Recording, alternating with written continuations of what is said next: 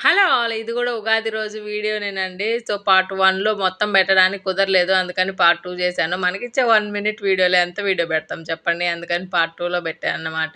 So, ఆ రోజు afternoon మేము టెంపుల్‌కెళ్ళామండి. మా ఊర్లో ఆంజనేయ స్వామి గుడి చాలా ఫేమస్. ఉగాది రోజు చాలా బాగా చేస్తారన్నమాట. అన్ని గుళ్ళల్లో బా చేస్తారు. ఇక్కడ ఇంకా ఎక్కువ స్పెషల్‌గా చేస్తారు. ఎక్కడెక్కడ వాళ్ళొస్తారు. సో, ఈ ఇయర్ అయితే మా బుడిది కొట్టింది కొబ్బరికాయ. నేను కొడతాను మమ్మీ అని. శతగోపురం పెట్టించుకో అంటే ఉరుకుతుంది అదేందో అని చెప్పేసి ఆయన వెనక్కి పిలిచి మళ్ళీ పెట్టారనమాట. అక్కడే గుళ్ళోనే భోజనాలు కూడా పెట్టారు. మేమందరం అక్కడే తినేసి వచ్చాము. చాలా బాగున్నాయి వంటలన్నీ.